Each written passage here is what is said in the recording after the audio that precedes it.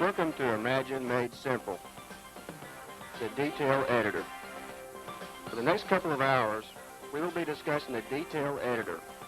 This is the editor you create objects and define surfaces.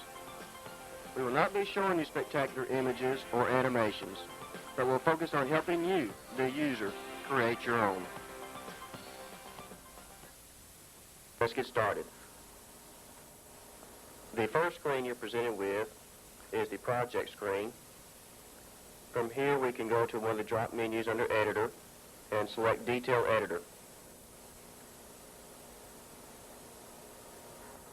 Imagine uses what is called the try view to display all the objects. You can display the top part of the object, the front, the right, and the fourth display will be the perspective view. You can go to any one of these displays to see a full screen view of it, such as clicking on the bar with the left mouse button. You have a top view. You can then go to the right view,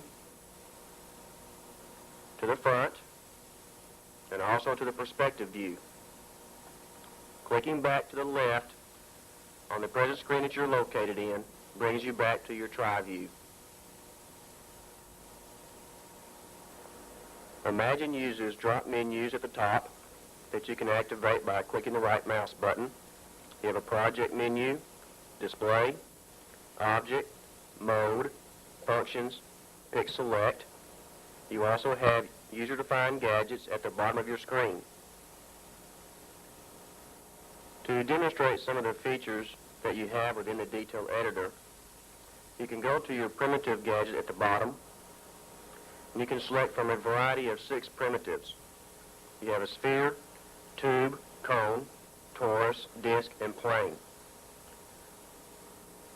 We will select cone. We will accept the default parameters, and we have a cone. Before you can manipulate the objects within the Detail Editor, you will need to first pick the object. 2 ways you can do this. One would be to use the mouse button to click on the axis, or you could use F1 of your function keys from your keyboard. Once the object has been selected, you'll see that it will turn a purplish blue color, letting you know that this object is now in pick select mode. From here you can do a number of things with the object, such as you can rotate the object either on its X, Y, or Z axis.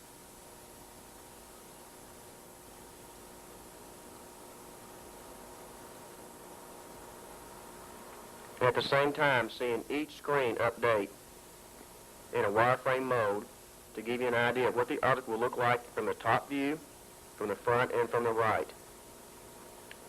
After you have the object in the place that you're wanting to put it in, simply hit the space bar, or you can click OK.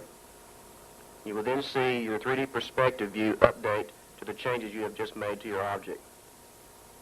You can also move this object by using the Move feature. You can move the object just on its X, or just the Y, or the Z. If you're not certain as to the particular movement, you can look at the bottom of your screens and you will see you have a guide to go by. On the top view, Y would be in and out. X would be left to right. On the front view, Z would be up and down. X would be left and right. On the right view, Z is up and down, whilst on the Y-axis it would be in and out. To scale an object, simply click on Scale. All axes are depressed on your gadget buttons. Hold down your left mouse button and scale the object larger, or you can scale the object smaller. You can simply scale an object by using just the X, or just Y, and of course on the Z. These are your basic manipulation of your objects, and for the most part you'll be using these tools quite frequently. Once we've had a chance to move, rotate, and scale our object, we can get a much better feel of how the objects work in our 3D views. The other thing that you can do with your objects is that you can also move the object on its axis. Bringing up a simple plane. Pick the object, we scale it a little bit larger. And if we wanted to make a door, we could hold down the Shift key, hit M and L on your keyboard for move, and let's use Shift X to move this axis just on the X axis and move it to the edge of the object. Use spacebar to accept the change. Now let's go ahead and rotate the object by using R on the keyboard. We'll rotate locally on its local axis. And as we do so, we see we actually have a swinging door by moving the axis.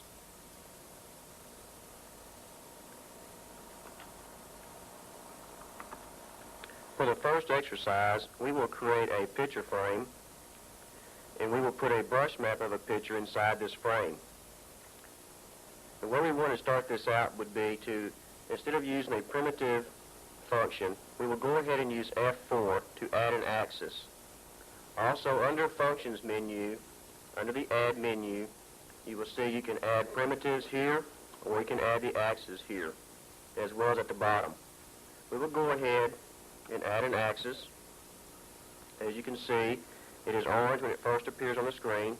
We will need to select this axis. Do so by hitting F1. We want to go to the front view,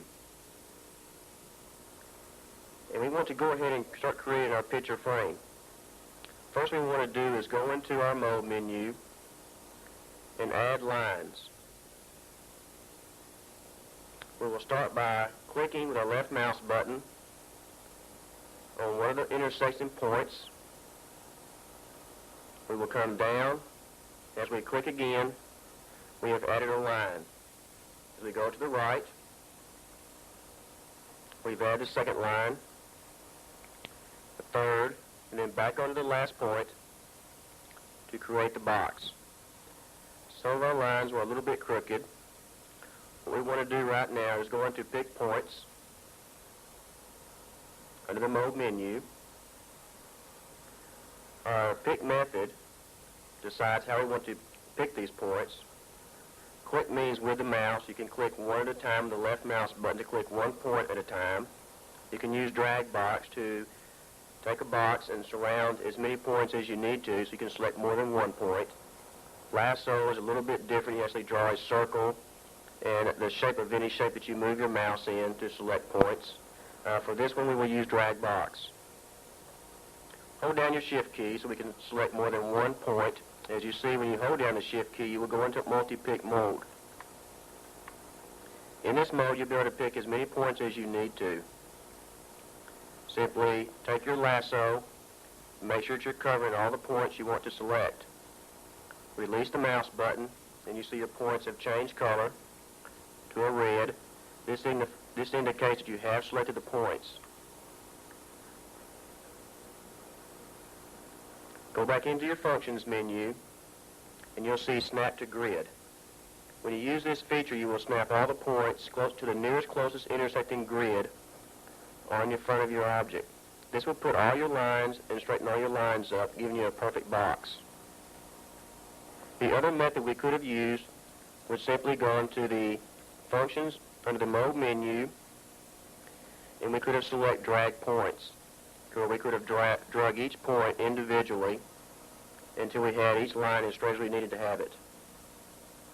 The next thing we want to do is use your right Amiga 1, which will put us in Pick Groups mode.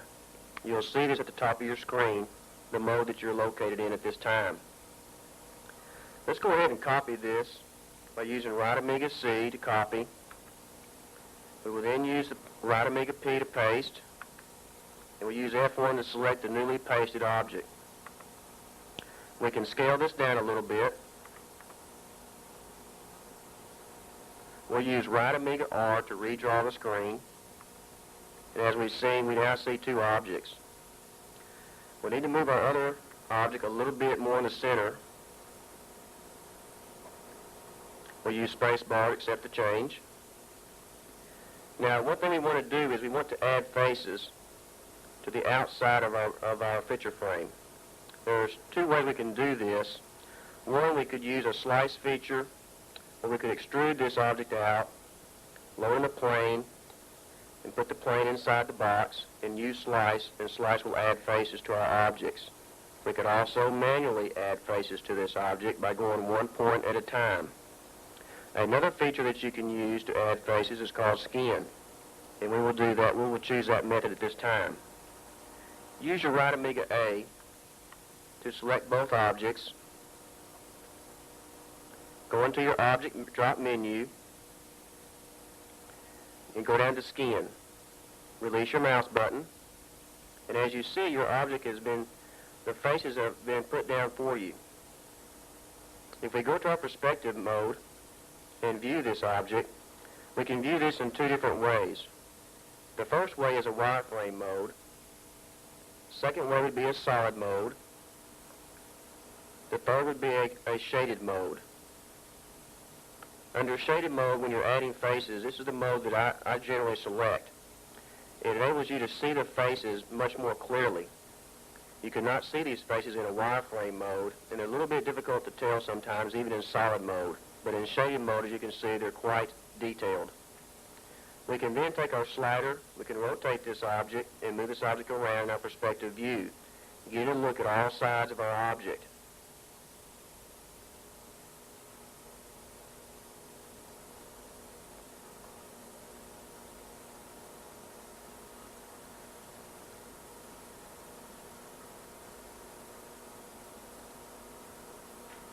Now that we have the faces on the outside of our picture frame, the next step we want to do is we want to go ahead and put faces to the center of our frame. We'll go back to our front view, and from here we can go ahead and zoom in a little bit, and let's go ahead and add faces to the center of this object. Let's go up to our mode so we can go to Add Faces. From here we simply click and we add faces in a triangular pattern. This is how Imagine adds its faces. So remember, the triangles are the faces themselves. As you can see, when we skin the object, it too did a triangular pattern with the faces as it added it to their object for us. Let's go back to our perspective view and check this and see we have a face on this. As you can see, we do. We created one face. We still have one more face to create. We can go back and do that. Let's do it the exact same way. Clicking your left mouse button, picking each point. Go back to perspective in the shaded mode, and you can check to make sure your faces have been added.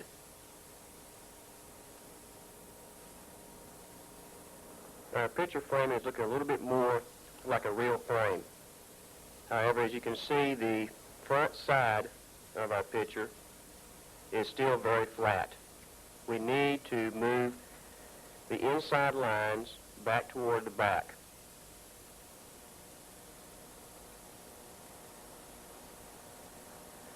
What we want to do next is go ahead and pick the object, and let's extrude this object. The way we want to do that is to use the Extruder Tool, which is in the mode requester. If you'll use right Amiga E, you will bring up this requester. Click on Extrude. As you can see, we can extrude the length. We can set this length. 100 would be a little bit long for a picture frame. Let's use 20 instead. One section would be more than enough. But we'll go ahead and use this. Let's go ahead and click Perform. We now have extruded this object. You can see so in the 3D perspective view that our object now has sides all the way around it. The next thing we want to do is go into Pick Points. This would be in the mode, Pick Points. You can see that our points are now visible to us. We want to make sure that our pick method is drag box. We want to go to our right view. Drag box will, if you were to select these points in the front view, drag box would select the points not only in this particular screen, but also the back points. We do not want to move the back points. We just want to move the front points. So we could select these points in the top view or the right view, but we would not want to select these in the front view. If we will simply hold down your Shift key, go into multi-pick mode, click your left mouse button, and drag around the inside points and select them. You'll see they will turn red. We can use the Move feature now by simply using M on the keyboard, moving the local axis. We will also use Shift-Y. We want to move these points in the Y direction toward the back of our picture frame.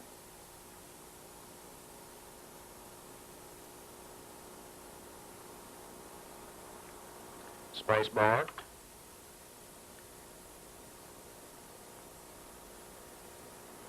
And as we can see, we have moved our points away from the front, and we no longer have a flat surface.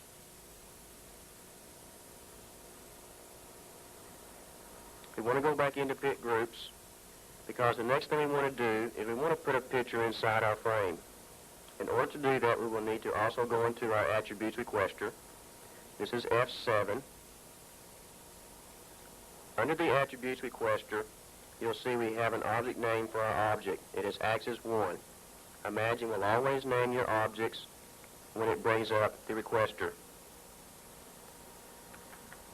Let's change this name to Frame. The reason we want to do this is when we load our object into the stage editor and then go to look at this object in the action editor, we will find that Axis 1 will be the name that the action editor will use. It gets the name from the Attributes Requester under Object Name from right here. So what we want to do is make sure that every time we save an object, make sure that we have changed the name of the object in the Attributes Requester so the action editor will reflect it. Now, the Attributes Requester can do a number of things for us. We can change the color of our object. We have a choice of any 16.7 million colors to choose from. The way to do this is to click on the color, and X will mark the box. You can either type in numerically from the keyboard the number that you want to set your color at, or what I normally do is go ahead and drag the slide bars. As you can see, your color is updated in the box to the right.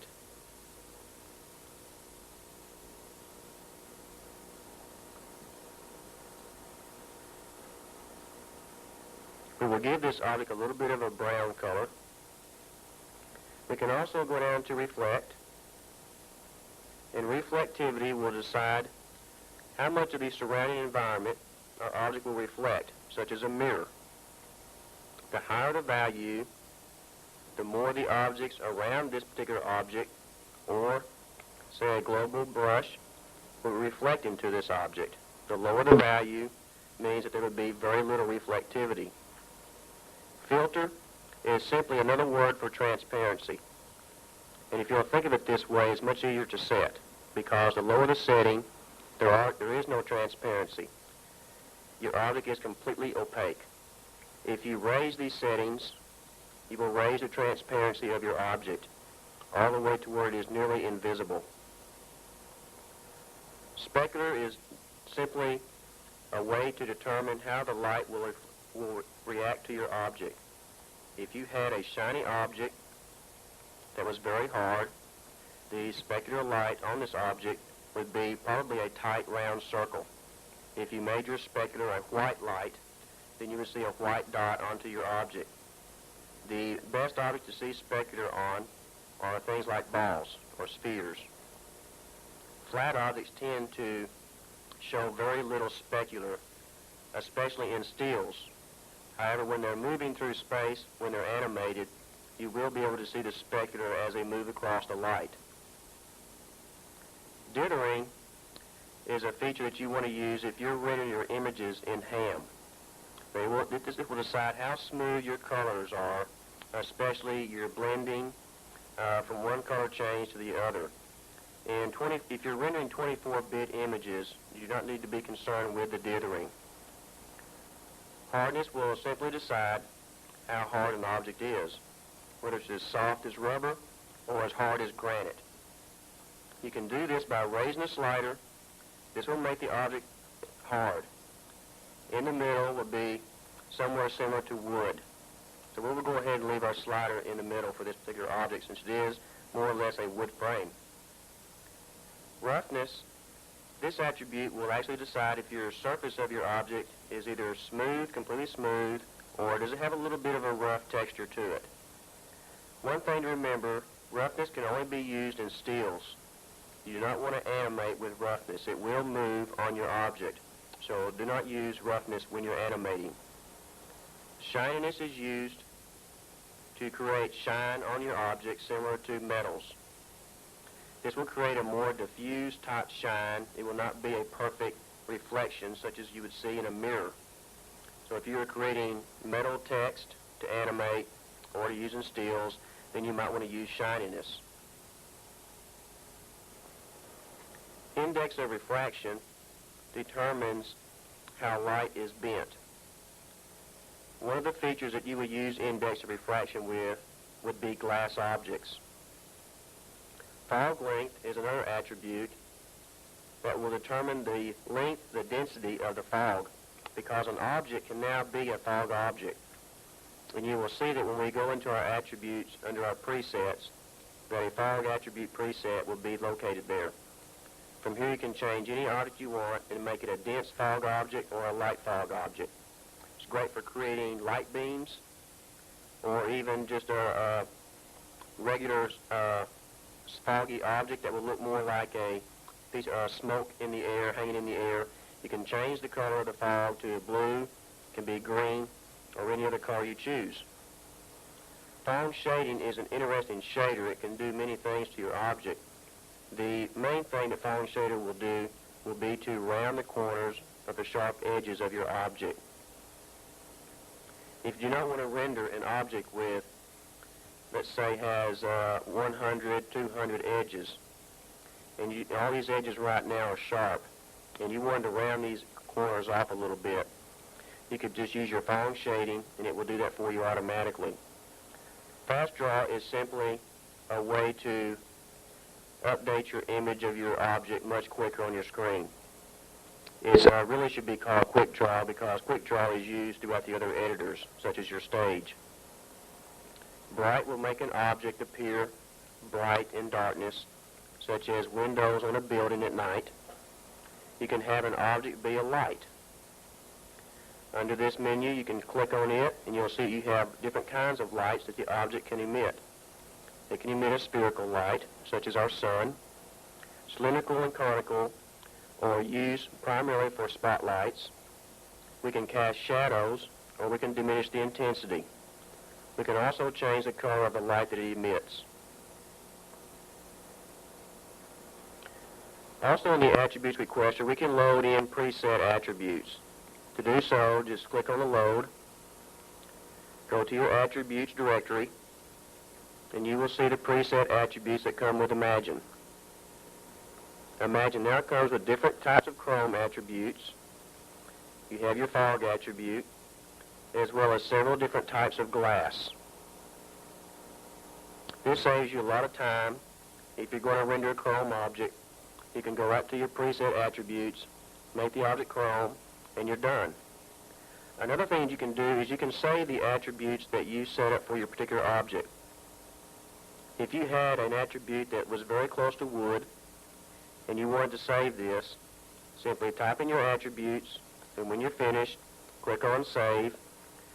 A directory will come up,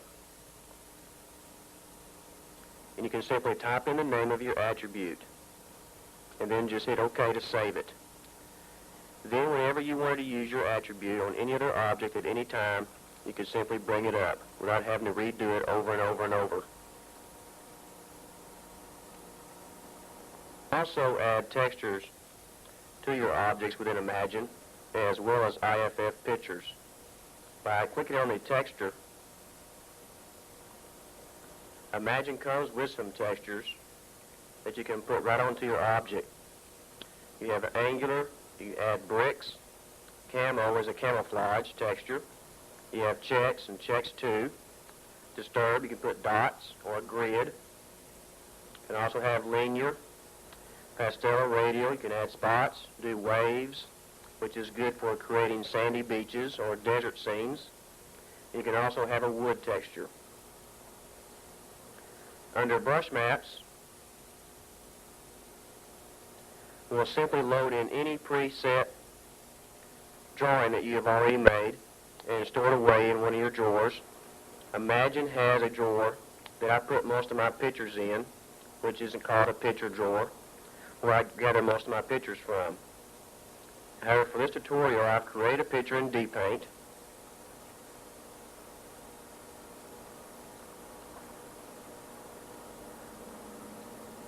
This picture is of a picture that came with D-Paint itself. We will select it.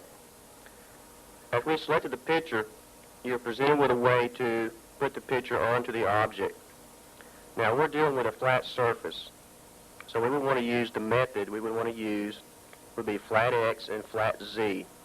If we had a sphere, we might want to wrap the image around the object using the wrap Z, which will take the image and wrap it from left to right. The type of image that we have for this particular type of tutorial will be our color image. This is just the exact representation of the image you have selected. You could have an image that uses reflective values or a filtering effect, which would take any image that perhaps has black in the image, and through the black you would see the color of the object shine through this image. Altitude will take a brush map and apply it to an object and actually take the lighter colors and make these colors stand up a little bit higher off of the object, while the darker colors would be a little bit lower. You can also apply to children objects brush maps. What this means is if you had an object that you had several other objects that you were grouping, the first object that you create, of course, is your parent object.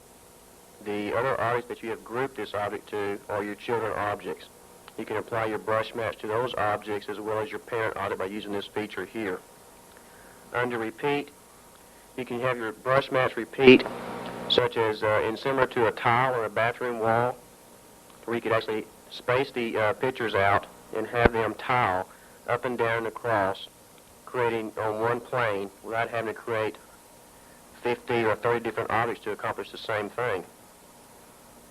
Let's go ahead and edit our axis on our picture frame. As you see, the brush map is already laid across our object as a default, which is correct. However, in our situation, the picture is covering the entire frame, and we just want to do the inside part of the frame with our picture. What you would do is you would go into Scale, and we will scale this down a little bit smaller. We then need to move our brush map up to the inside. You'll see right here, this square right here is our brush map. This is where it will appear. The outside part of this is meaningless, so do not be concerned with that. We need to scale our image down just a little bit more. And we now have a brush map exactly in the center of our object. One other thing I want to show you is by going to right view for just a moment, we will zoom in.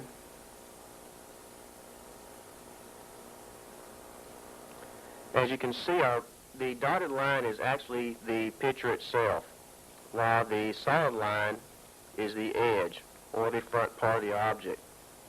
The dotted line needs to be to the front of the object itself in order to be seen. If I were to move this dotted line to the back side of the object's edge, you would no longer see the picture when we laid it down. So sometimes when you're moving your images around, trying to adjust them, make sure that if you do not see your image when you render your object, check and make sure that it is in front of the face itself.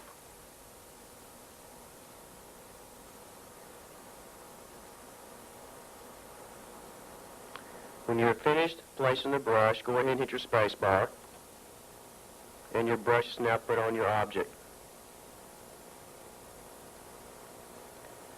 Let's go ahead and render this object just to check everything and make sure our brush map is in the proper place.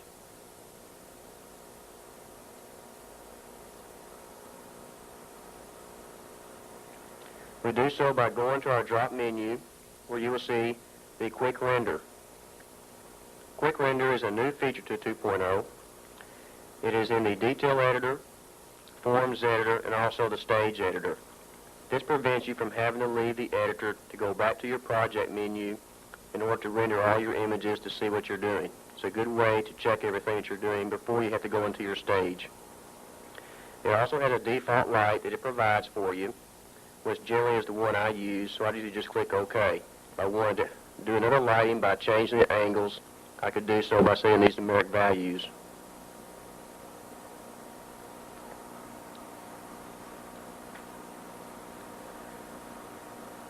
Our picture is located exactly in the center where we aligned it.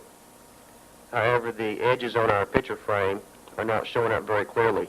The foam shading has smoothed those out, so we'll need to make those sharp.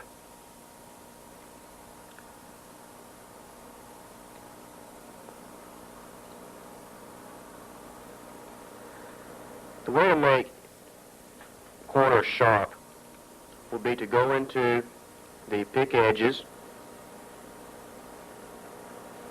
And what we will need to do is to pick the edges of the picture frame by going ahead and using the pick method with drag box. Hold down your shift key and select all points. Go to your functions menu, all the way down to where you see make, and you'll see make sharp appear. Go back into pick groups, and let's re-render and see what the differences are.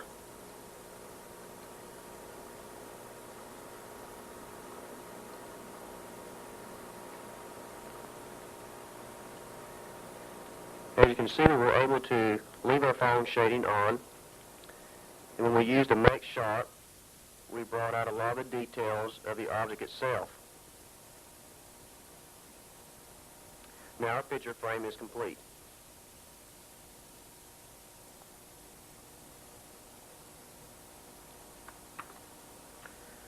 One of the things that you'll be dealing with in the Detail Editor a lot will be picking points and manipulating points, whether it's one point or a group of points.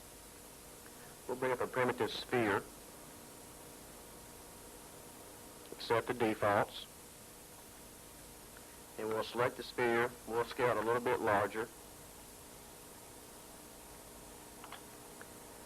Now if you go into Pick Points mode, which is Amiga 3, you'll see that your mode will reflect Pick Points. We can do different things with the points. Remember, when we were moving, rotating, and scaling the objects, we can do the same thing with the points themselves. We can hold in our shift key. We can drag a box around all the points. Now this will select the points throughout the entire object. They will turn red when they're selected. Now if we were to go into our scale mode, we could actually scale these points a little bit larger, or we could reduce them in size. And you can see you can create different shapes on your object. You can also rotate your points.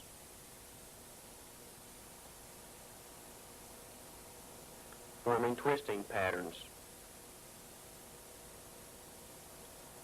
You can move your points, such as, let's start out with our x-axis. We can also move them on a y.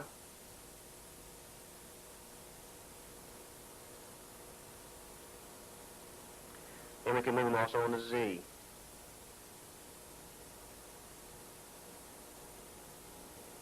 So there are different things that we can do with not just one point, but with all the points. Hitting cancel in case you have made a mistake will revert you back to your original object. Clicking outside the object will deselect the points you have selected earlier.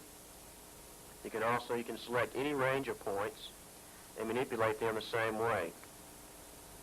If we wanted to scale the bottom, open up these points, instead of having a closed bottom, we could scale these points open.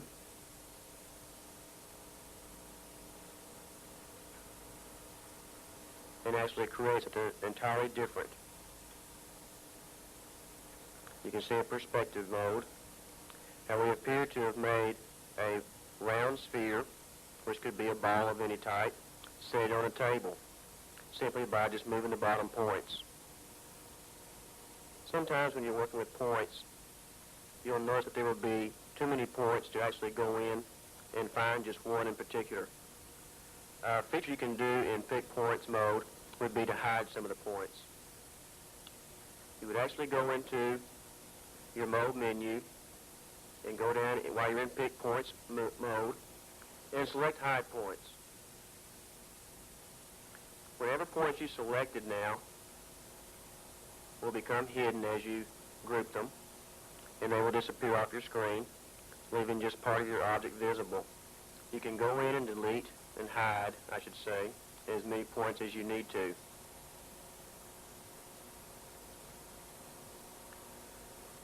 Now you can work on a particular area or a section of your object that needs more detail. Let's say we wanted to detail this part of the object a little bit more. We could also do this by what is called, if we wanted to round, say, this particular corner a little bit. What you can do with this is you can do a feature called Add Points, or you could also go in and use what I would like to do, which is called the Fracture tool. Now, Fracture is a very interesting tool in that if you do not have enough points in your object, then you can go in and add the points to the object to cause some certain corners to be rounded while leaving the rest of the object alone. And this is very valuable, especially when you're on a low memory machine.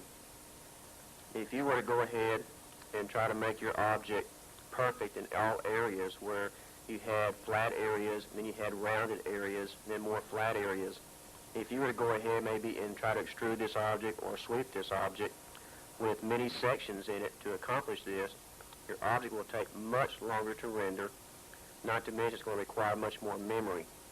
I've actually run out of memory just on the objects themselves by trying to make them too detailed. For the next exercise, let's go ahead and pick these points. Let's go ahead and delete this object.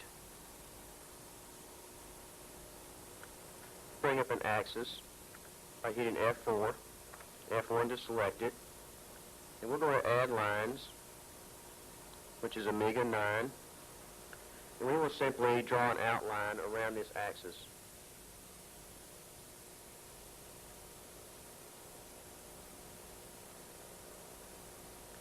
We will go back into Pick Groups mode, and we will use the Sweep feature by bringing up Amiga E, and we will sweep this object. Now, we're going to sweep the object in a 360-degree manner. However, at this time, you could choose 45, 90, or just 180 and create just half the object. Of course, again, the number of sections will decide how detailed the object is. 24 would create a smooth object, while 48 would create an even smoother object. We'll go ahead and accept the defaults, and we've now swept the object. If we go to all three views, we'll see that we have an object that has been swept in 360 degrees. Now, like I was saying earlier, we wanted to take this object and actually smooth out, let's say, this portion of the object, make it just a little bit rounder than what it is. Let's hit undo, and we'll be back in our line mode. We can go in and zoom in a little bit on a particular area, and we'll go to Pick Points, Amiga 3, and we can see we don't have but one point. This is why our object is flat and is squared off and is not rounded. To round this object, we want to pick 2 points and add some points in here in order to round this up. So what you would do, you will go into Pick Edges. You will hold down the Shift key.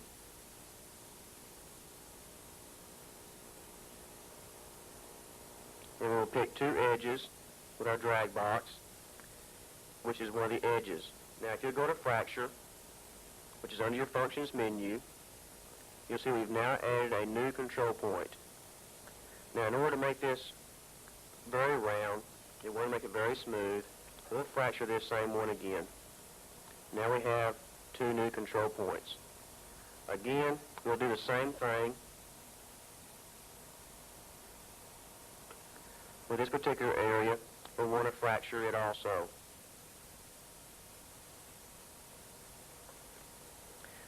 We'll go back into Pick Method and click, and we will now go into Drag Points.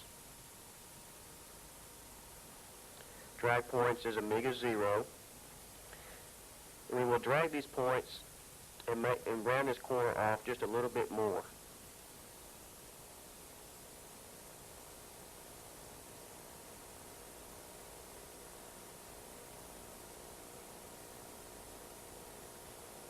As you see, we can never do that with just one point, but now we have more points to manipulate.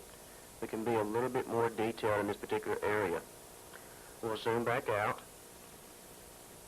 We can see all the new points we've added, but we do not have to add points all the way through this object. We've only had to add them in a certain area. Let's go back into Pick Groups. We can sweep this object. Remember, it's Amiga E or your mode requester. We'll go back to Sweep, and we'll accept the defaults that we did before and perform the same operation. Now, as you can see, we have a much smoother area where we added the points.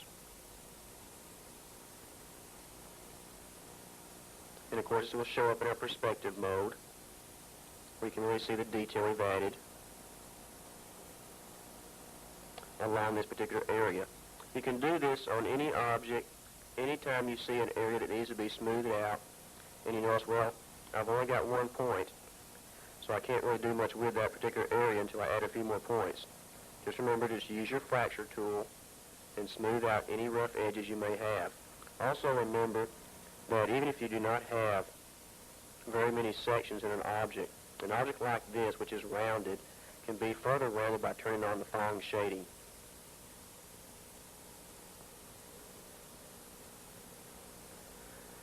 When you're sweeping objects, the thing to remember is that whatever you're sweeping, the edge that you're drawing on will decide how the object will look. Sweeped objects are very easy to do. You can create some very nice objects with a sweep command. You can sweep cans, glasses, bottles, any type of container that is in a 360-degree circle is quite easy to do. We can create some different things with this sweep. We can create, say, a Coke bottle. Simply just add some lines in the shape of the Coke bottle.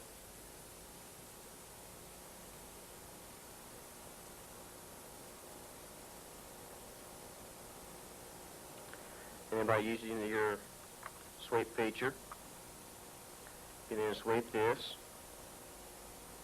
We can scale this down a little bit.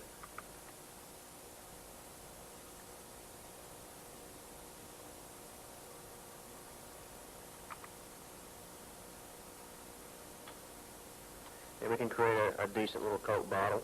If we don't have the top end the way we want it, we can simply go in and pick points.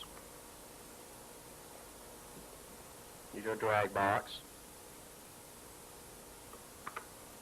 We'll scale these points down just a little bit.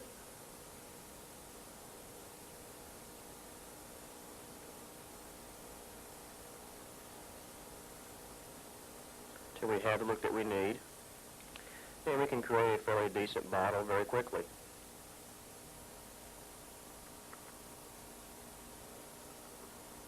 Remember, all you have to do with the sweep command is make sure that your outside line is identical to the object that you're wanting to sweep.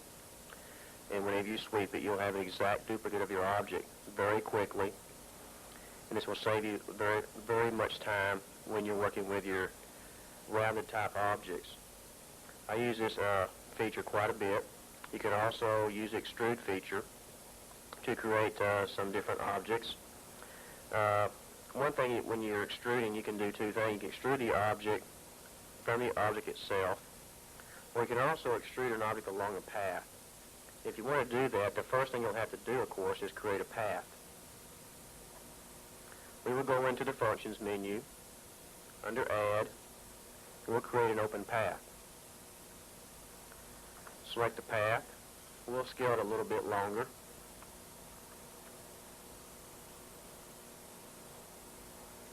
We can then edit the path. Go into your Mode menu, where you'll see Edit Path, and then you'll see your control points that you can manipulate. Now, with these points selected, simply clicking with the left mouse button, for instance, we can rotate, move these individual points in any position that we need to. Let's go ahead and rotate this one point on the X.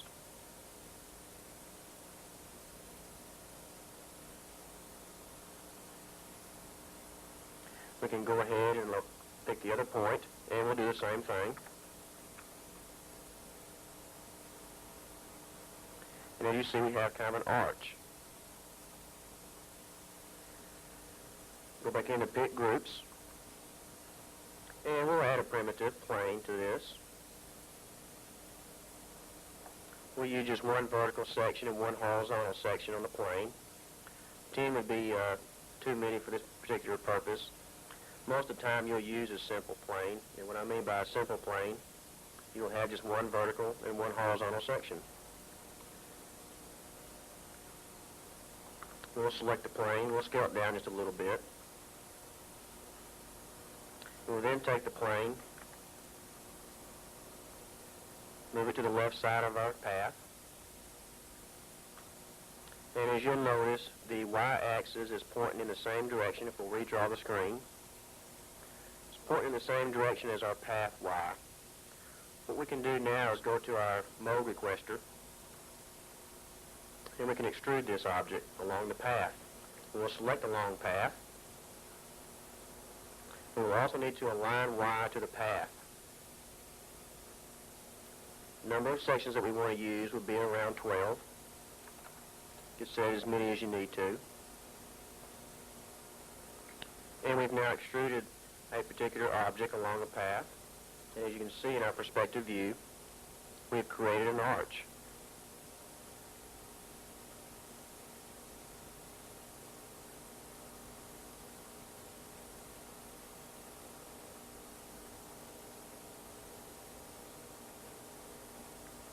If we had made the path curve a little bit more, we could have made the arch curve a little bit more. We could also do a few more things with this. If we wanted to go in to pick points,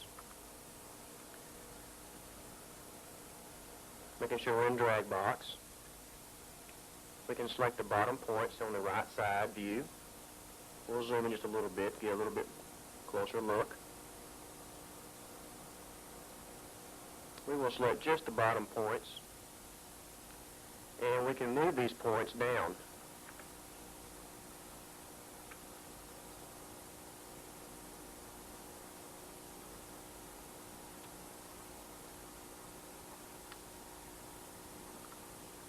And as you see, we now have our little arch is completed.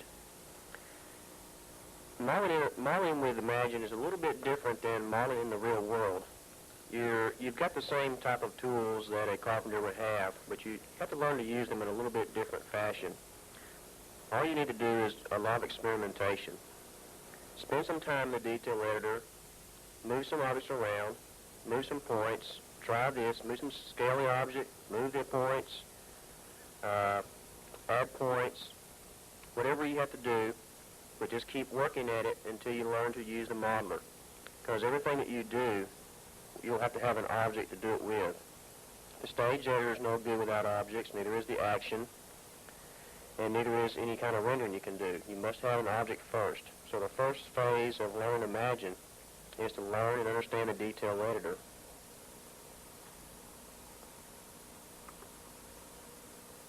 Let's bring up our central sphere. First, lead our path.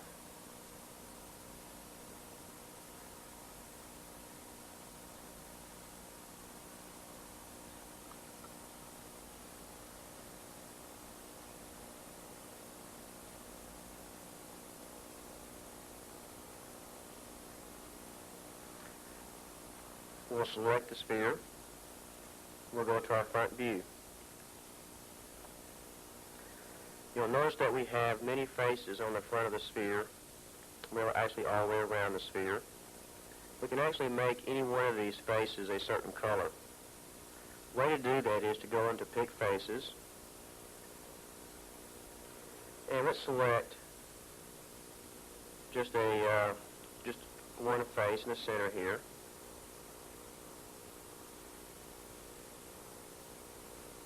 And then we'll go into F7 in our Attributes Requester. From here we can colorize, set the reflectivity, and also the transparency of individual faces on an object. If we wanted to change the color of this face, which is now white, we would change this color to a red.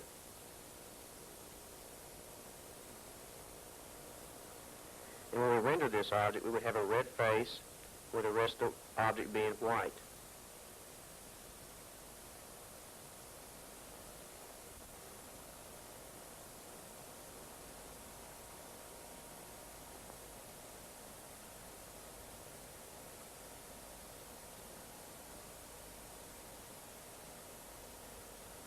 Another way that you can manipulate objects is you can have objects conform to a sphere, as well as when we extruded the flat plane along a path.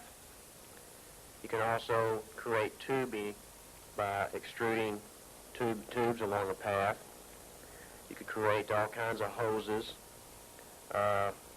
Electrical wiring would be a good example, and create very realistic looking wires, or phono plugs, outlets on a stereo, and so forth. One of the things we want to do is conform a flat plane to a path, or actually to a sphere, excuse me. We will select the plane, and we will go to the Mode Requester, where we will conform to a sphere. The radius of the sphere determines how large your sphere is. The object radius is usually 1 to 3 times as large as your sphere radius. There's no exact coordinates that you can type in to create an exact scene that you're looking for with your object. You'll have to experiment a little bit with this. We will start out with the defaults and just see where this begins. As you see, when we zoom in a little bit, that we have conformed to the sphere. You can see approximately how large the sphere was. You can see from all sides that the flat plane did conform to the sphere. If we go to the perspective mode, we can see a little bit clearly how this object really looks.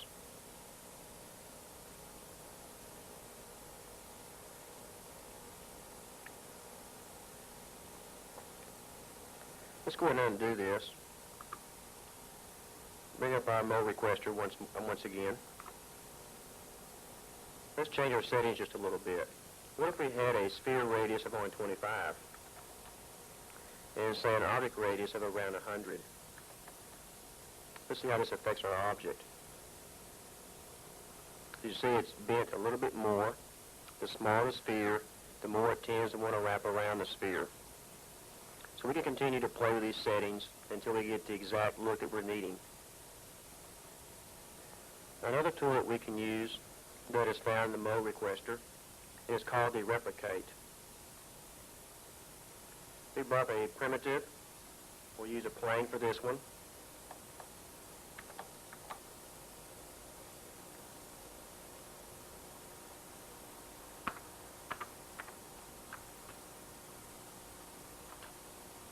And we will go to Mode Requester, and we'll go to Replicate. Replicate can make copies of your object in a certain translation of the Z and X axis. If we wanted to replicate our plane, we could do so in a length of 100. We could make as many as 5 copies. We could change it to 10, and we will probably do just that. And we want to if we just did it without saying the Z and the X translate, as you see, our object would simply replicate all the way back along the Y until we had 10 different copies of the object. We could also replicate this particular object and use the Z translate and offset this by about 5. As you see, it has changed from going straight outward to kind of want to go down toward an incline going upwards. So we can actually manipulate the direction that the object is replicating in, as well as we can actually change the height and also the X value of the object at the same time. Another tool that's very useful in Imagine is the Slice tool. Let's bring up a cone.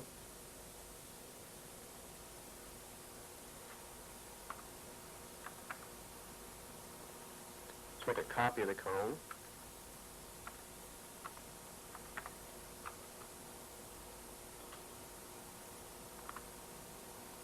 We can actually use the Slice tool to cut into objects. We can do this by bringing up other primitive objects or other objects that we may have created and actually push these objects into one another and actually slice away parts of the object, slice objects in two. You can also use the Slice feature to add faces to an object. To give you an example of how to add faces, let's say we had a map of one of the states that we wanted to add faces to. We first created the outline using the add line mode. Well, as you know, when you're using add lines, you got to go back in somehow and add faces. And if you were making a very detailed representation of a state, you would probably have 200 or 300 points. It would take you quite some time to manually lay down each face on a particular object like that. All you would need to do is take the state, extrude it, then bring up your plane tool, plane primitive, put your plane inside this object, and simply hit slice. It will slice the object in two, leaving two objects, and one of them will already have the faces added to it automatically for you. It will save you much time. Let me just give you an example of how a slice can do this. We'll take one cone, and we're going to put one cone inside another cone.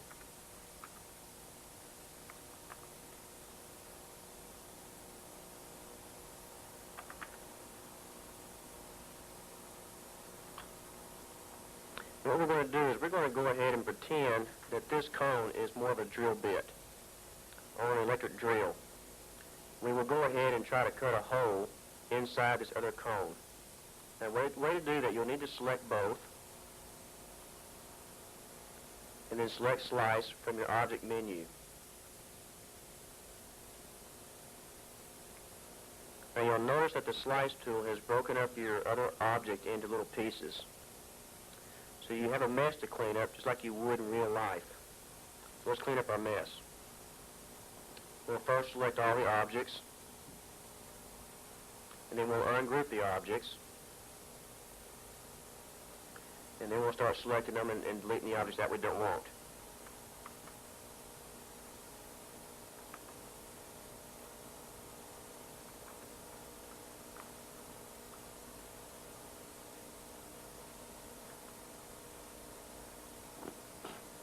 As you can see, we do have a hole inside our object that we just made. We'll go into our perspective mode.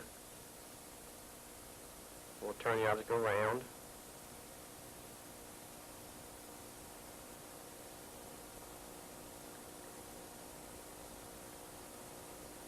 And we'll see we do have a hole inside our object, just as though someone had taken a drill and drilled it out.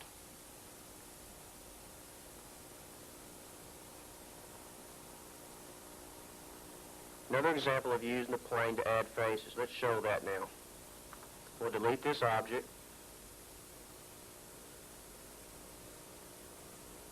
We'll bring up a sphere. And we can do some things with the sphere. We can delete points as well. If you go to Pick Points mode, go back into your drag box. We can pick half of these points. After we have them selected, we can go ahead and delete these.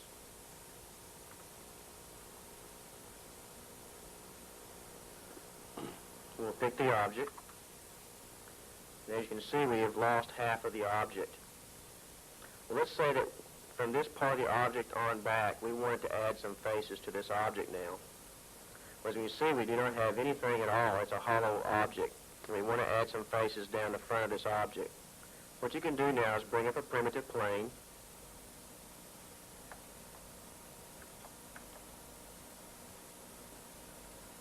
We'll select the plane and scale it up a little bit larger. Make sure it covers the entire object. Then we'll move this plane back. And we'll cover this part of the object right here. So as you can see, we are now inside the object. The object does not have a front on it. And we are going to try to cut this object and apply faces to it. We'll select both. Then we'll use the slice feature.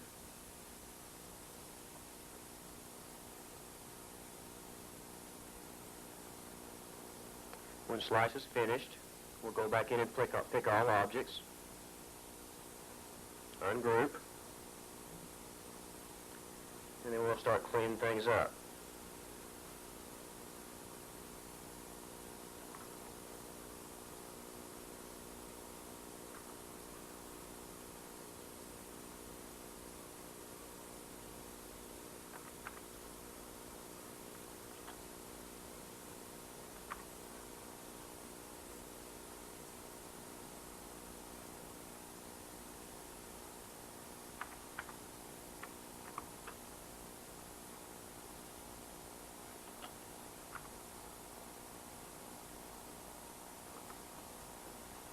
As you can see, Imagine has added our face to our object. It was in group mode. So we now have two separate objects here. We can go back in and click on both. We can regroup these and have one object, or we could go ahead and join these objects. The difference is, when you're grouping objects, you have the choice of ungrouping them later on. When you're going into the join feature, join is more of a permanent feature. However, there are ways to slice apart your object and to separate them again with their separate axes. Because when you join, you may have four objects out there, each with their own separate axis. When you use a join, you'll end up with just one axis.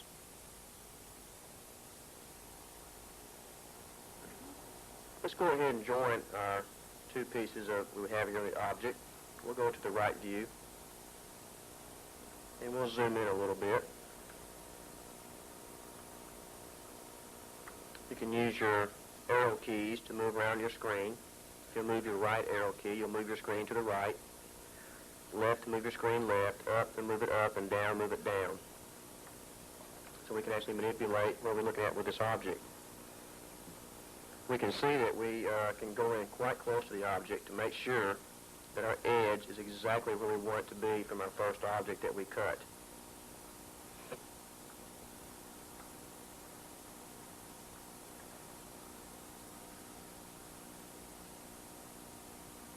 Then we can move the object and get it right next to the edge to make sure we have no gaps.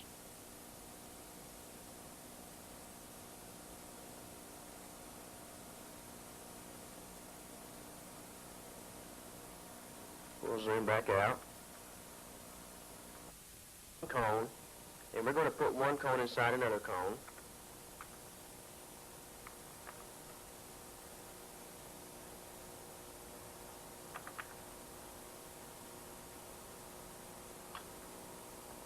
And what we're going to do is we're going to go ahead and pretend that this cone is more of a drill bit or an electric drill. We will go ahead and try to cut a hole inside this other cone.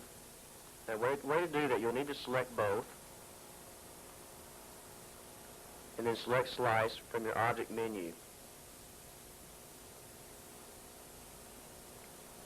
Now, you'll notice that the Slice tool has broken up your other object into little pieces.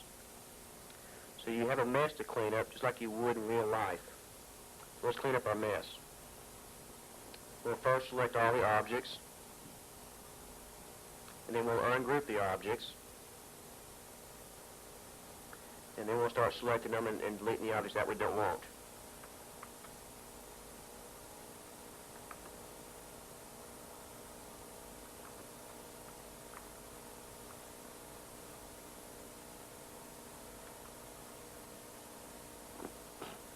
As you can see, we do have a hole inside our object that we just made. We'll go into our perspective mode. We'll turn the object around.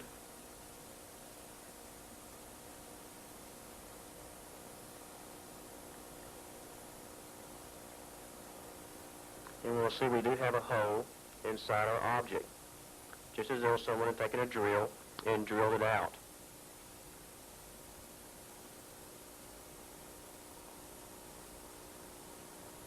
Another example of using the plane to add faces. Let's show that now. We'll delete this object.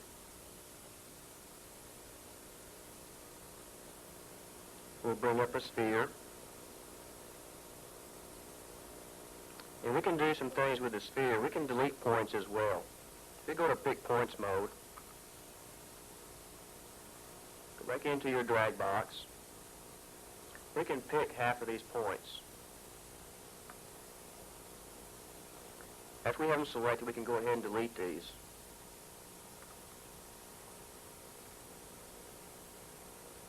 So we'll pick the object.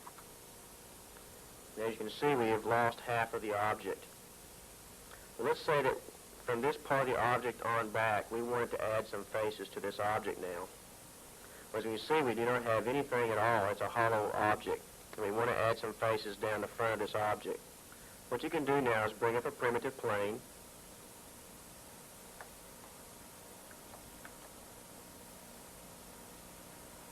We'll select the plane and scale it a little bit larger. Make sure it covers the entire object. And we'll move this plane back. And we'll cover this part of the object right here. So as you can see, we are now inside the object. The object does not have a front on it. And we're going to try to cut this object and apply faces to it. We'll select both. Then we'll use the slice feature.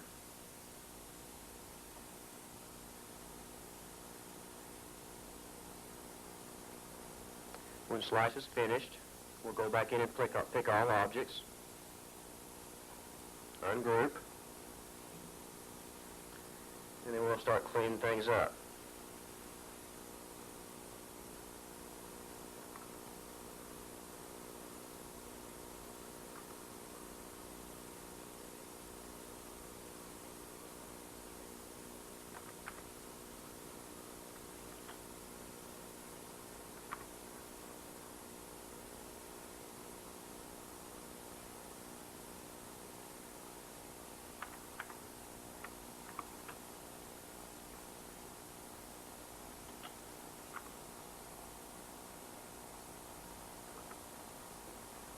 As you can see, Imagine has added our face to our object. It was in group mode, so we now have two separate objects here. We can go back in and click on both. We can regroup these and have one object, or we could go ahead and join these objects. The difference is, when you're grouping objects, you have the choice of ungrouping them later on. When you're going into the join feature, join is more of a permanent feature. However, there are ways to slice apart your object and to separate them again with their separate axes. Because when you join, you may have four objects out there, each with their own separate axis. When you use a join, you'll end up with just one axis.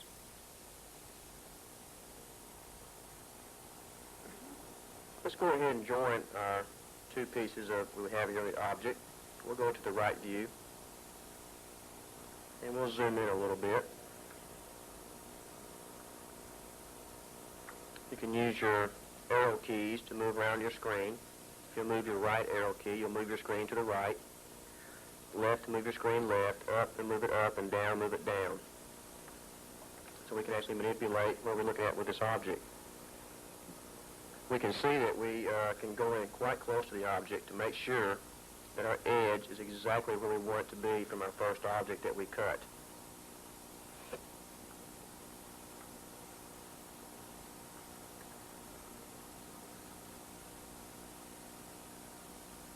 Then we can move the object and get it right next to the edge to make sure we have no gaps.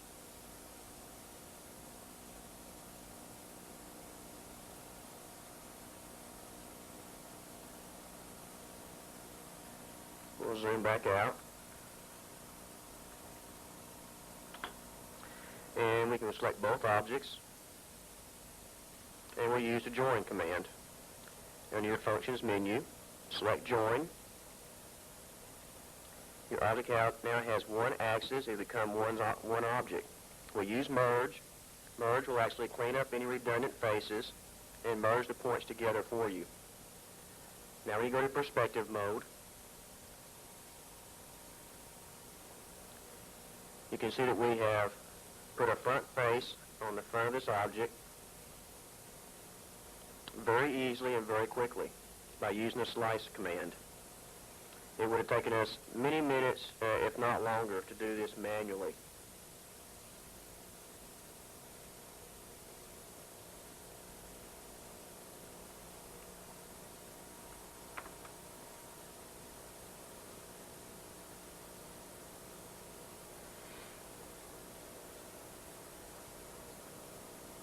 Now we can also take objects such as a cone, and we can also join these objects together, and I will show you how to use the slice command to separate objects.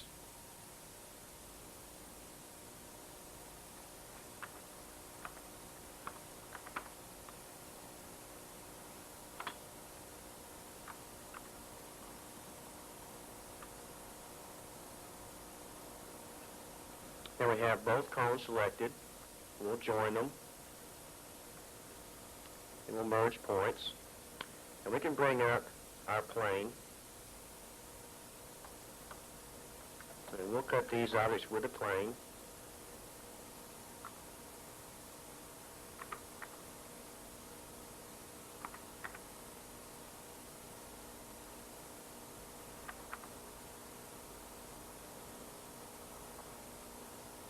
And then we'll select both objects, and we'll go ahead and use slice. As you can see, we have taken two joined objects, and we have sliced them back into their separate objects once again. Each object now has their own axis. So just remember that most of the time when you're doing with the groups, it is not a permanent operation that you can ungroup at any time. When you're joining, it is more of a permanent operation, and there are some situations that you cannot slice or break apart joined objects. So be very careful. Make sure you know before you use one of these two commands that if you do join an object, you will not ever need to unjoin these objects again, because sometimes it is permanent. Now we have three different objects on our screen right now. If we wanted to pick just one object, they're in a group. If we just pick groups, we'll pick all the objects. But say we just wanted to pick just the one cone. What you would do is go over to your Pick Select mode and use Pick Subgroup. If I select just this cone here, I have just that cone. If I want to select just the plane, I can select just the plane or the upright cone.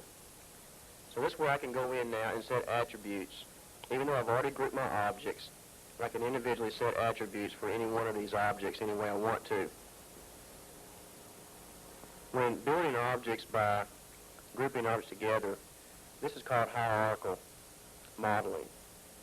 When you're doing most of your modeling, you will want to go ahead and make, say, if you're making a copy of a VCR, you can make just the outside box of the VCR. You can then add buttons. You can add doors, switches, or whatever, and just group them onto the object, or you can join them to the object. And this is what is meant by hierarchical creation. Another thing we can do is we just go ahead and select all these objects here and delete them. Is Imagine has a new feature, which is under the Add menu under Functions. It is the Font object. You can actually take out of your font directory any system font that you have and convert this into a 3D object.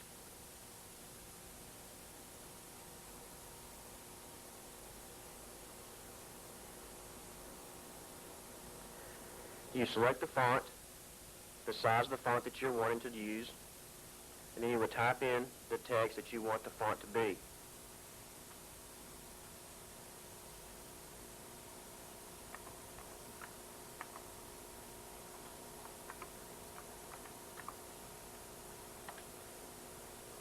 It will give you an option to add faces to the object. You want to check yes.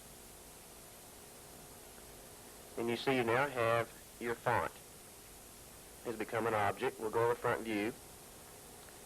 Imagine has automatically turned your text into a 3D object. From here, if you wanted to, and you would probably need to, you would need to clean up some of the points. As you can see, the X is a little bit crooked. It doesn't come in perfect every time. As a matter of fact, that's one of the best looking ones I've done yet. Most times, it's not even this good. So it's not exactly the ideal way to create your 3D text, but it is a quick way in order to have a place to start from, because it's much easier now to actually go in and just drag a few points, clean your fonts up, and then extrude them and render. Let's go ahead and pick this font. We'll zoom in a little bit. We'll go into drag points. And as we can see, we have some points way out of line. You can take those and move those around a little bit, straighten them up.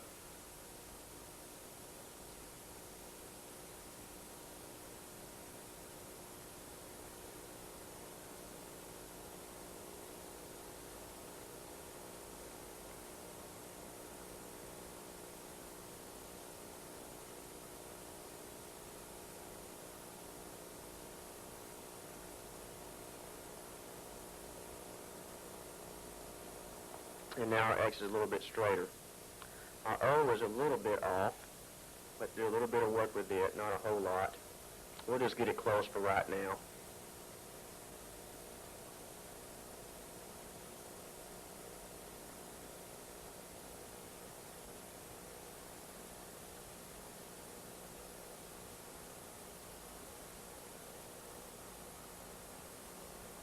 We'll zoom back out. We can see we clean it up just a little bit. This will look a little bit better when we go to extrude it. And we will go ahead and do that. Bring up your mold requester. Let's extrude this about to 25.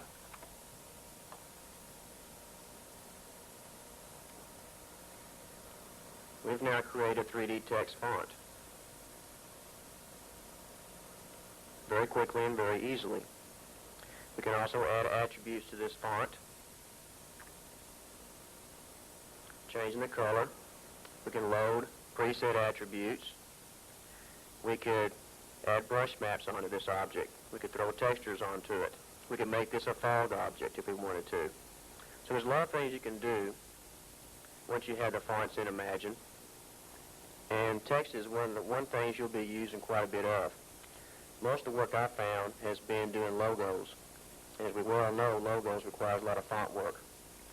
So you'll be spending a lot of time in the detail editor, picking points, manipulating points, and cleaning up some of the objects that you convert.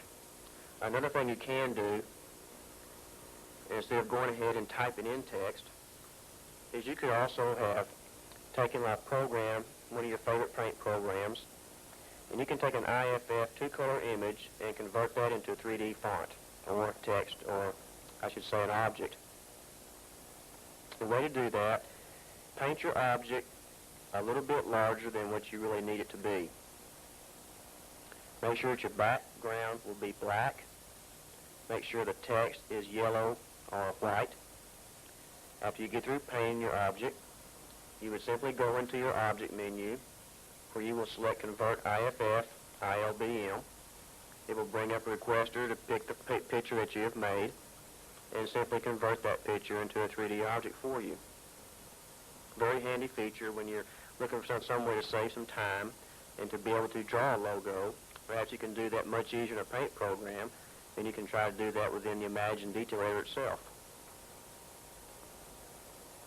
In our next example, I want to show you how to create an object, add faces to it, extrude the object, copy it, rotate the object, and then join together.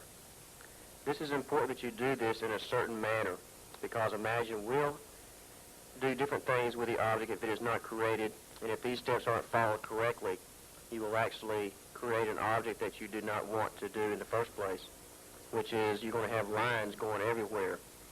To avoid this, what you'll do is you'll bring up your axis, select your axis, and let's go ahead and go to Add Lines. And we'll start adding lines.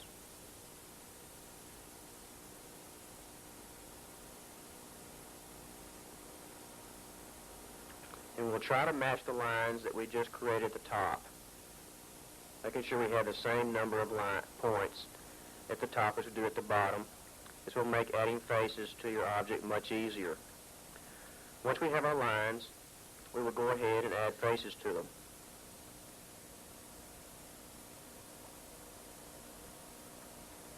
Remember, you do this in a triangular pattern. So we'll start at the corner, and we'll start to add faces, alternating up as we go along.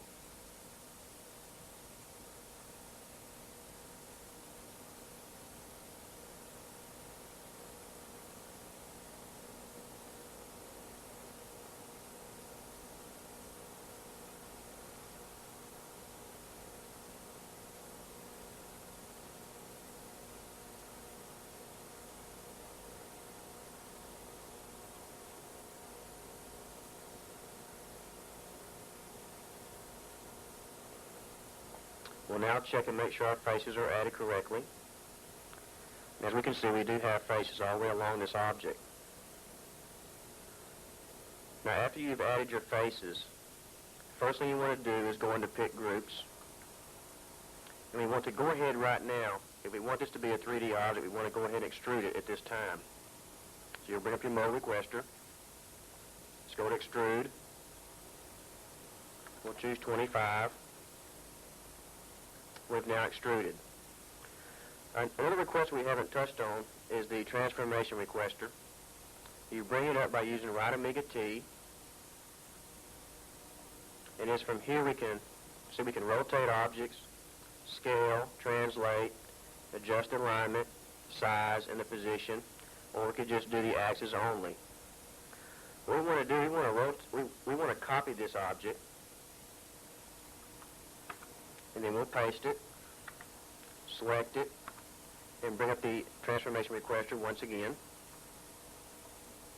And we actually want to rotate this object on the Z-axis 180 degrees. Redraw the screen. You see we now have two objects. Now we can now join these objects together if we wanted to. The thing I wanted to point out here is any other way to do this than what we just did is incorrect.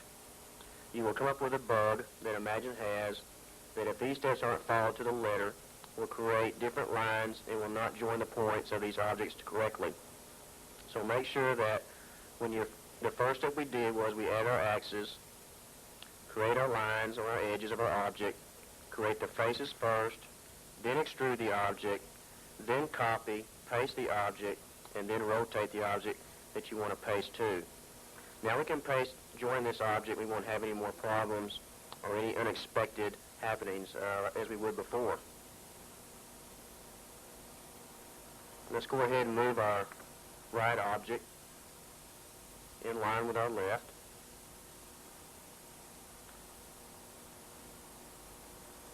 And we can now join these objects. We'll go to Pick All, which is Amiga A, and then we'll use our join. We have now joined the object. We'll merge points. And you see nothing unexpectedly happened. Everything went perfectly for us. Now with this object you can now move. You can see you have just one object.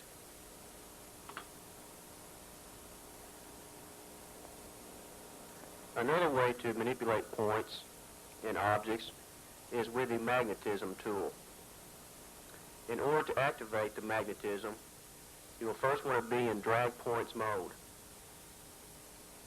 You can go into your mode, select drag points. We can bring up a primitive. We'll use a sphere.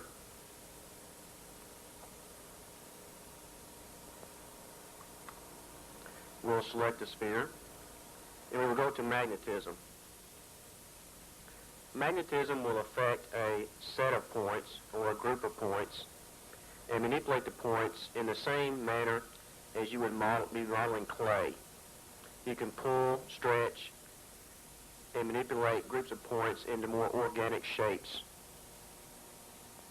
Before you start manipulating and moving the points, let's go to the Magnetism Setup. We're presented with the Magnetism Parameters. We see we have radius of influence, the minimum radius, and the percent of radius.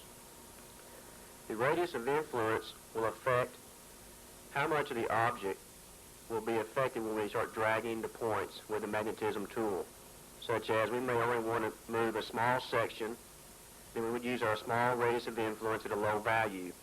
If we want to select more of the object to move around, then we want to raise the radius of influence to a higher value.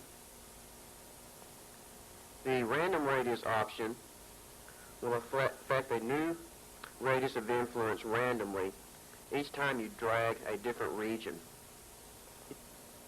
You can also set how powerful the magnetism effect will be by using the percent of radius.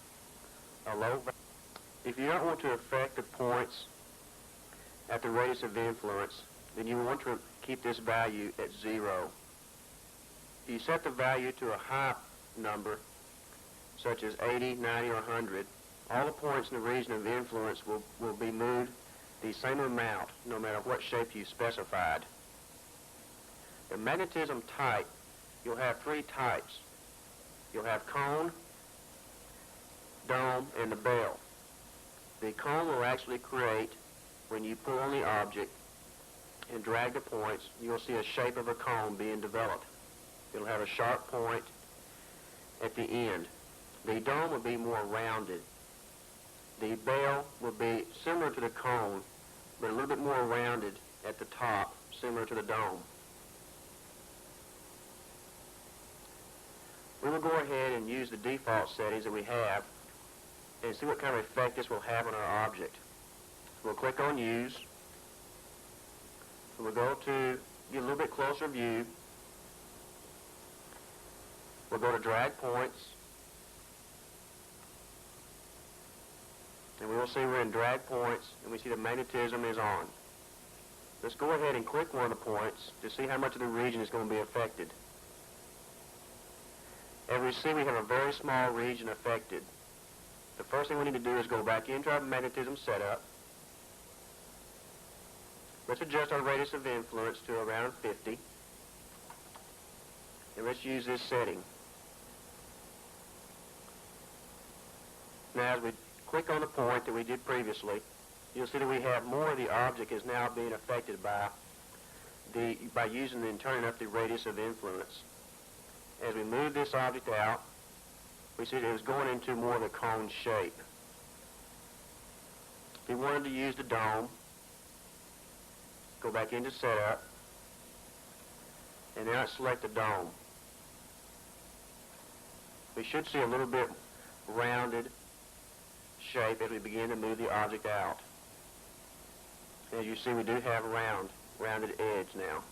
We'll go ahead and move the other side.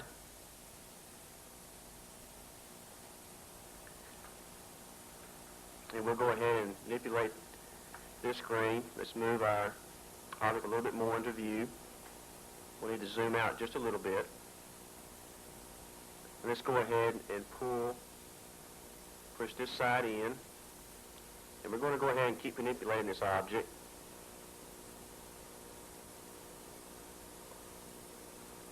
You see me actually pushing in, just like modeling with clay. So you just keep molding and bending until you have the object in the shape that you prefer. Now we can go to our perspective mode, and we can see what we have.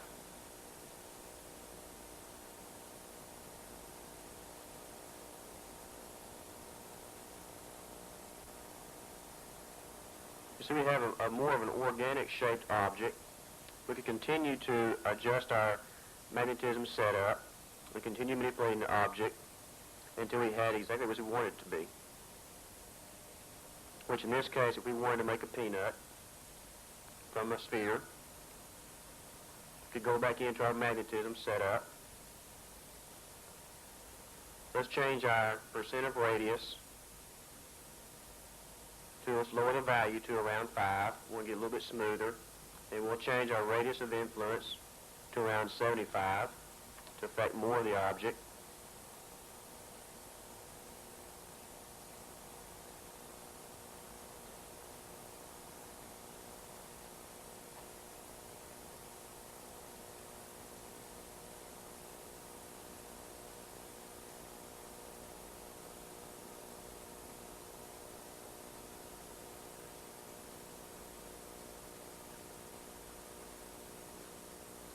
Go back and select a little bit less now.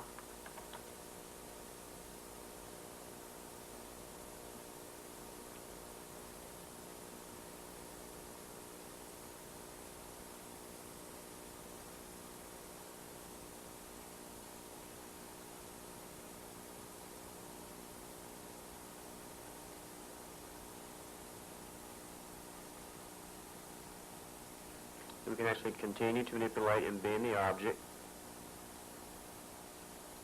making it smoother and smoother as we go along.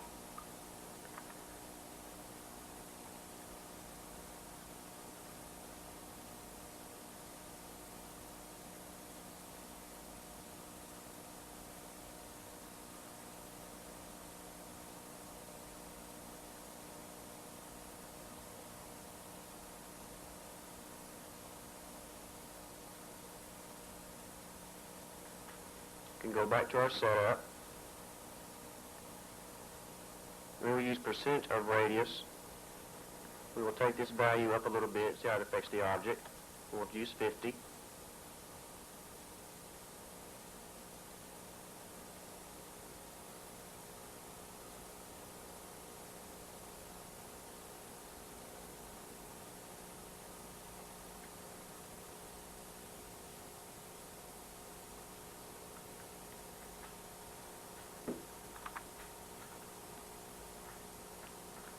You see we've been able to push and pull on the object to create the shape that we've needed to.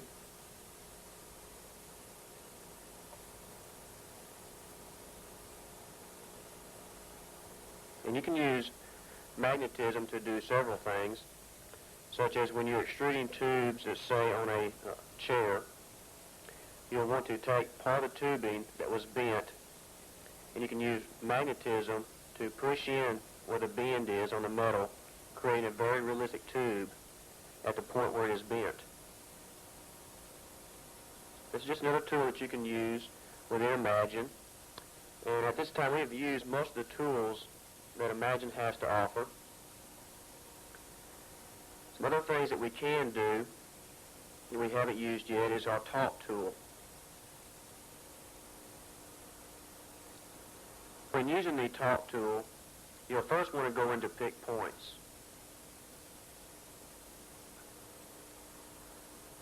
At this time, we will go ahead and drag and pick some points where we have a curve. What Talk will do is straighten this curve out into a straight line for us automatically. It is in your Functions menu, and you simply select Talk. As you can see, it has now created a straight line instead of a curved line. You can use Talk to straighten lines that were curved in your object anywhere and anytime that you need to by going to your Pick Points mode.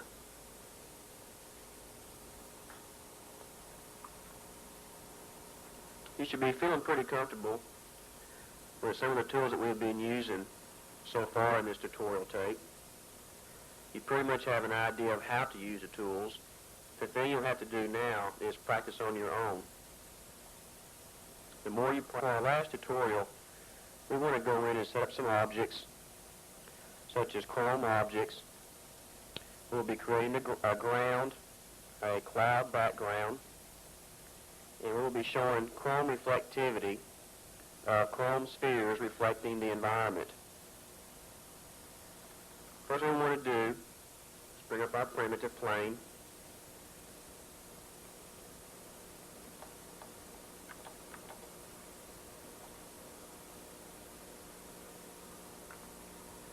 we'll go ahead and bring up F7, bring up our attributes requester. We want to name this ground.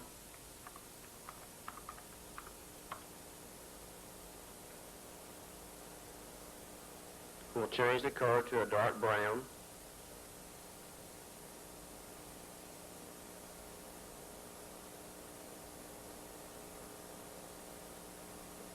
And then we'll load a texture.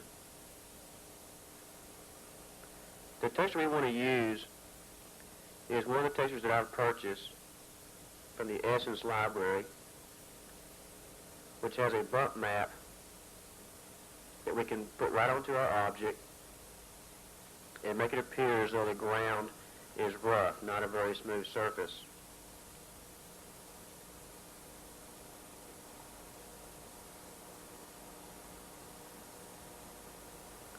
The settings have already been adjusted.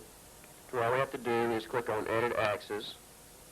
We could always adjust the altitude, the number of scales, the initial scale that we have with this particular brush map. Like I said, the defaults will work just fine for this tutorial. We'll just use Edit Axis. The axis is placed exactly where it needs to be now with the textures. We'll just hit spacebar and accept, and click OK. Now we want to save this object as ground.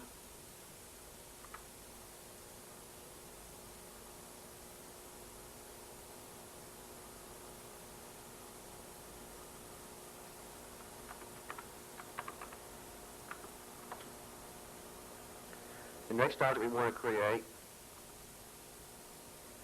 we will use the Functions menu to add a perfect sphere. The reason so, these will render a lot faster than the primitive sphere. Select the sphere, bring up your attributes. It is at this time we will load in a preset attribute, which will be the Chrome attribute. Select OK. Then we'll save the sphere. We'll go back into F7. We'll change this to Chrome sphere instead of just sphere.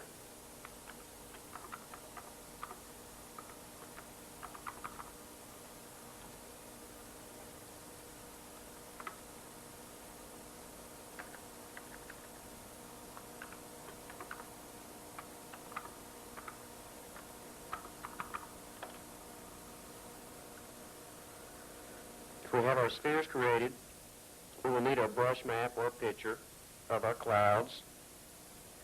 If you do not have a picture of clouds, you can always paint one in the paint program. I already have a picture already made up from one of the libraries that I have, so we'll go ahead and just use it. So right now we have everything that we need to create our environment to reflect our Chrome spheres from. We will go ahead and leave the detail editor. We will go to the stage editor. As you can see, we've been in the detail editor. We have not opened a project. So we'll need to open a project first before entering the stage. So we'll go to New, and we'll call this project Test. We'll need to enter a new subproject, and we'll enter Environment.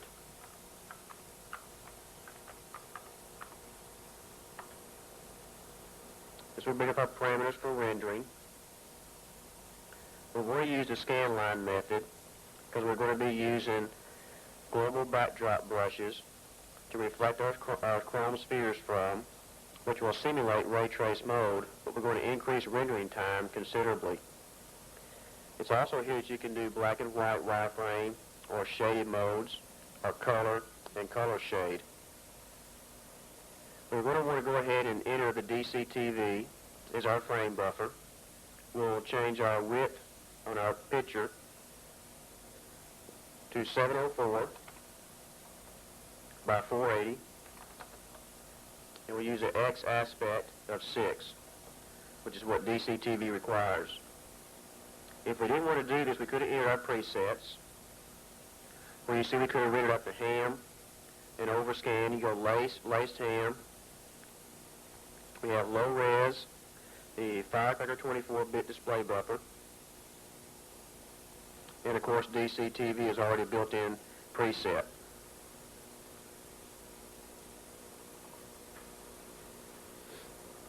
We'll go ahead and click OK. And let's now enter the stage editor.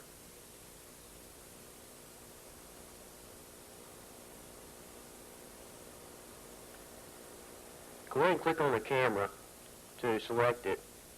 And we're going to go ahead and bring up the transformation requester with right Amiga T. And we're going to go ahead and place our camera in the center of our world. We'll use position 0 for the X, Y, and Z. Do the same for your alignment. And then click Perform. You'll see your camera is now exactly in the center of your screens and pointing exactly straight ahead. No more angles. We'll hit Move L, Shift Y to move the camera on its Y axis. We'll move it back a little bit. Space bar to accept the change. Just go ahead and hit right Amiga L. And let's load up our ground.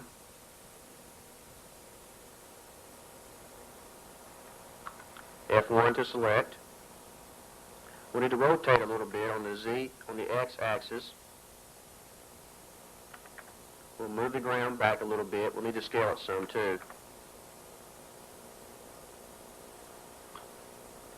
Next thing we want to do when we're in the stage editor is make sure that we're in the camera view, so that whatever the camera points at, this is what it will be looking at. We need to move our ground down just a little bit more. And a little bit more. And that's about right. And we want to go ahead and add our light. We'll do it with the object menu and the light. F1 to select the light. We'll move this light. And we're going to put the light for right now just behind the camera. We'll save the scene. And right now we need to go to the Action Editor. It's here that we can adjust our light. We can also bring in our globals, which is what we want to do at this time. The way to do so is to take the little tick marks that you'll see, the colored blocks.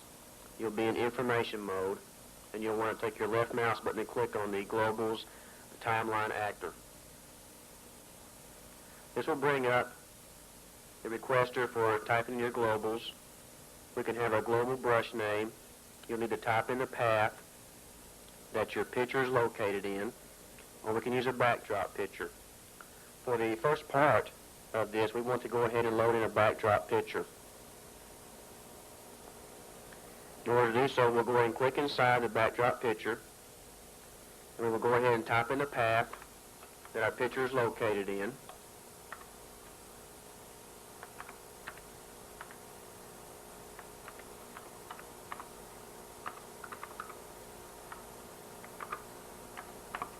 And we have named the picture Sky.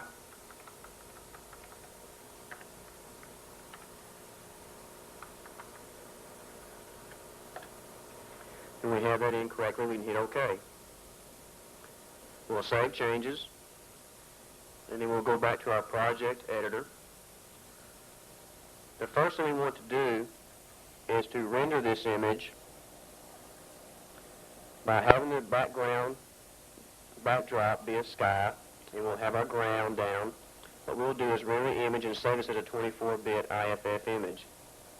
We will then load this image into our global backdrop, and we will reflect the chrome spheres from this image that we generate. So we actually got to do a couple of things here before we can actually create the environment. When we do it this way, we create the exact environment that we're going to be reflecting our chrome spheres. So we'll go ahead and click on one, and we'll go ahead and hit Generate. As you see, we have a requester pop-up saying wrong size for backdrop picture. That means our backdrop picture is actually a different size than the size we're trying to render at this time. What you can do now is go into your Modify after you've canceled, because we do not want to render this without the backdrop picture. We'll go ahead and modify our parameters, and we'll change this to the same size as the picture, to be 640 by 400. Now when we go ahead and hit generate, it will go ahead and load in the backdrop picture. Our image has finished rendering. We can go ahead and see this image by clicking on Show.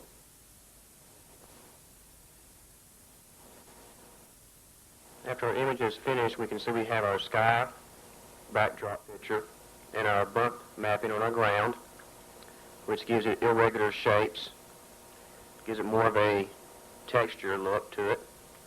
And now we have our picture that we're going to be using as our global brush map. The next thing we want to do is go back into our action editor, and we'll go back to our globals. We will go ahead and type in our path for our global brush name.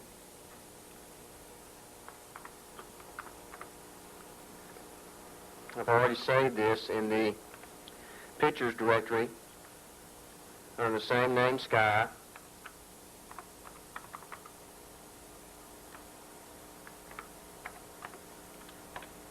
Making sure that after you type in the name, make sure that you hit return so that the brush name is accepted. If you do not type return, then go ahead and click OK. This field will not be updated. Now after we have our global brush picture in, we still want to go ahead and use our backdrop picture. This way that when we put in our spheres, we will see this picture and the spheres reflecting this same picture. Of course, the spheres themselves will be reflecting our global brush. So we'll click OK.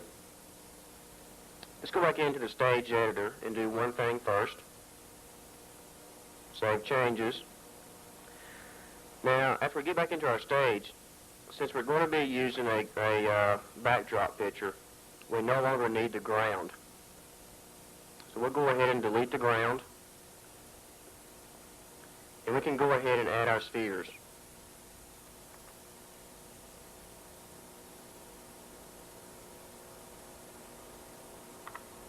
We'll go ahead and position our spheres. And do a little scaling. We'll go ahead and add another one.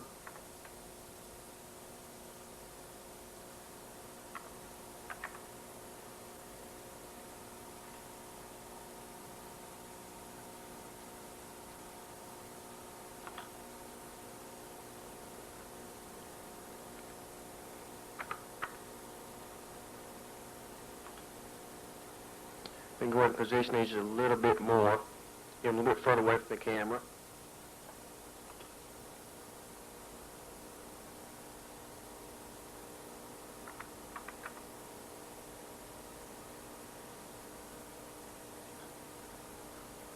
And we have our two spheres within our picture. Let's go ahead and save changes.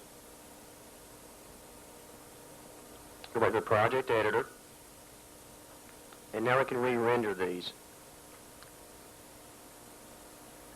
Now, since we've already rendered one image, we have our generate new cells only. We have our box selected. Go ahead and unselect this. We want to go ahead and generate over the other image we just did.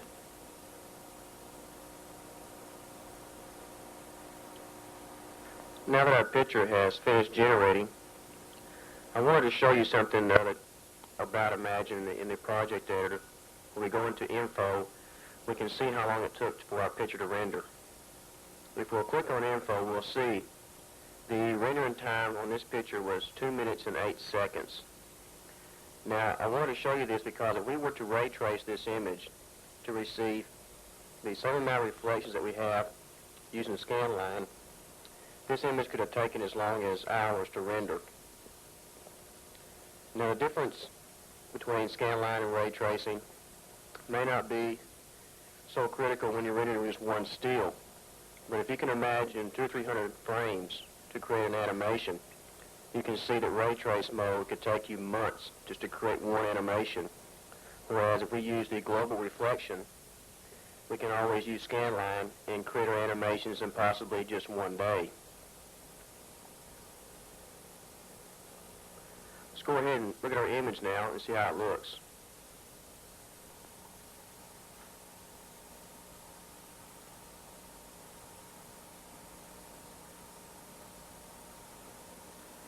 As you can see, we have our global backdrop picture, which is shown up. We have our chrome spheres, and they're reflecting the environment around them. And the way this looks is it's like having the ground left in the stage editor and adding the clouds as a backdrop picture. But by adding the ground and saving it with our sky and running it as one image, we were able to create the illusion of having the ground at the expense of not having to render the entire frame with a floor in it. This sped up our rendering considerably, and our image still looks very real.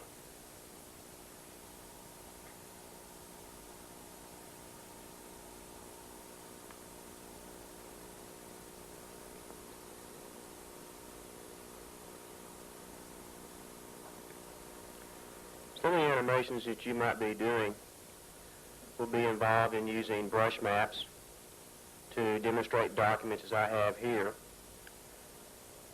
Sometimes I'll demonstrate some documents where I work, and we'll have some documents opening up, showing what we'll have inside, and we also have a little tear-off that send out to clients if they can return. So we'll demonstrate that for them.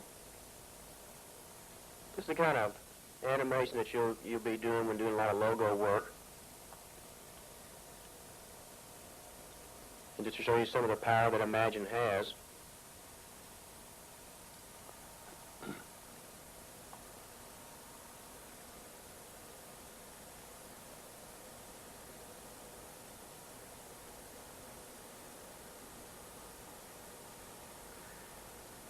One thing that I can suggest that you can do that can help you, the machine I'm using is an accelerated computer.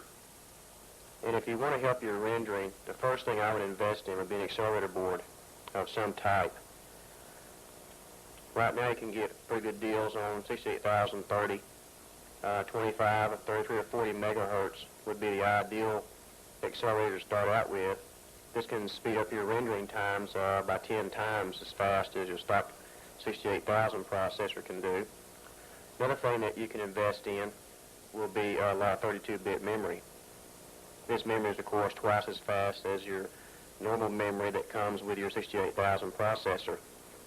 Another advantage of getting an accelerator, besides being a little faster, is this will no longer be limited to the 8 megabytes of fast RAM that the 68,000 is limited to.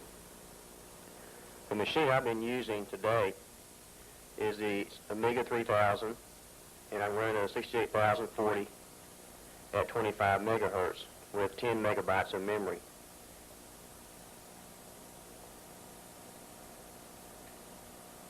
I hope you've enjoyed our tutorial on working with a detail editor with Imagine. It is not an easy editor to work with at first, but as you become more familiar with some of the features that it has, and as you have a chance to experiment more, I'm hoping that this tape will give you an idea of how the tools work and a clear understanding of how each and every tool works, so that when you are able to start on a project, you'll have a better idea of how you will begin and end your project. At the end of the video, if you have any questions or suggestions, you can call us or you can write us. We'll leave our phone number as well as our address. And we welcome any comments that you may have. In the future, if this video is received well, we will have an opportunity to sit down and maybe think about doing a volume 2 and possibly looking into making a video about the animation part of Imagine. We really didn't have a chance to do that with this tape. The detail editor took a little bit more time, so if you only have 2 hours available on a VHS tape, I thought about maybe doing volume 2, just devote that mainly to animations. Of course, in just a very short period of time, Imagine 3.0 will soon be released, which will have a whole new set of features, as well as some new editors. And I'm really looking forward to getting the update to Imagine. I've been using Imagine now for over a year, and I feel that I've only begun to scratch the surface of what this program can actually do. And I've worked with it extensively on a daily basis for that period of time, and I still have a lot to learn. And I'm going to keep practicing and working at it, and hopefully I can get better and better so that my animations will improve. I think the one thing I can say is a program like this is just very addictive. But good luck, and I hope you do well. I hope this video can help you. And if you have any questions, please feel free to give us a call. Thanks.